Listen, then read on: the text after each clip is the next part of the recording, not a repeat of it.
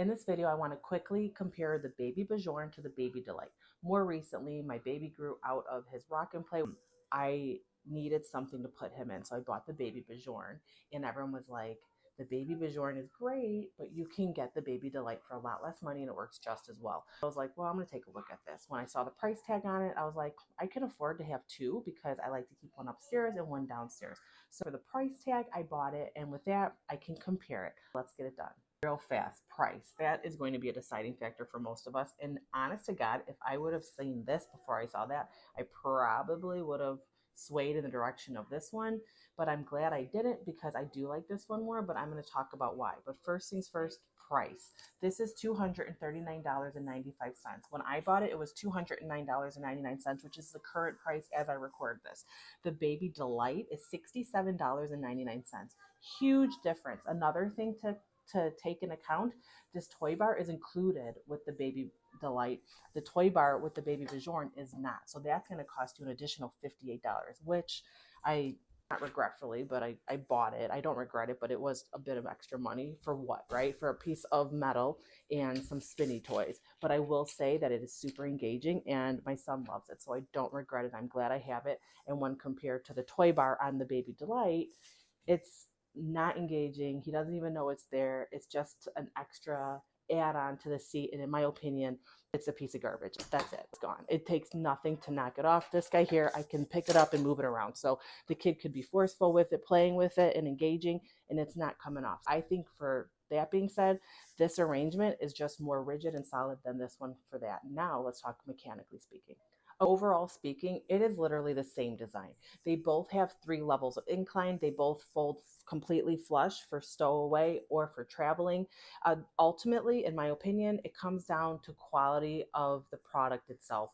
The seat on the Baby Bjorn is just nicer. The makeup of the actual piece itself, from the rails on the seat to the mechanical mechanism to change the incline, is just nicer and, in my opinion, more secure.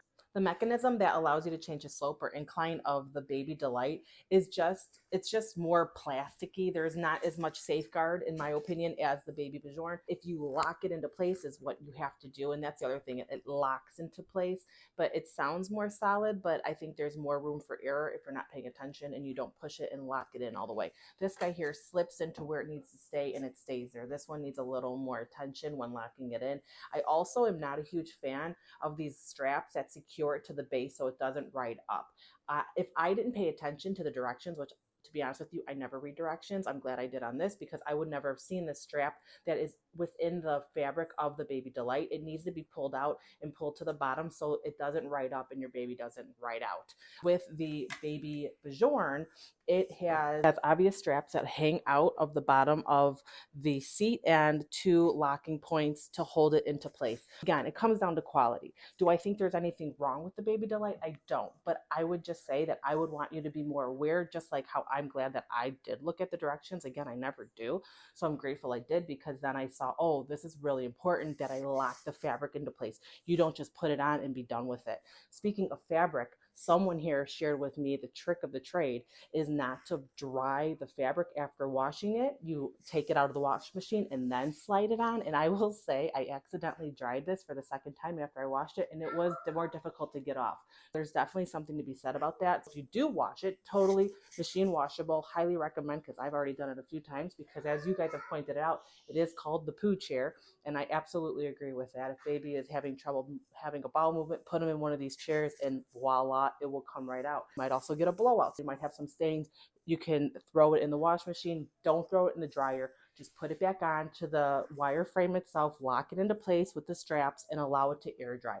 So much easier to use. Now, the last thing to note, which I think is the most important other than the price tag, is the fact that this guy goes from 0 to 2 years of age, and this one is recommended 0 to 6 months. But what does that really mean? Weight capacity. The Baby Bjorn is recommended up to 29 pounds. This one is recommended up to 20 pounds. Where's the difference? With this seat, I've already unlatched the safety straps on the back. You can pull this fabric right out, flip it around, and then you can put it back on, and now they're calling this a toddler seat. Yes, it's a lot more money, but you might be able to get a little more length out of it rather than just being as an infant chair. Now you can also double it as a toddler chair up to 29 pounds.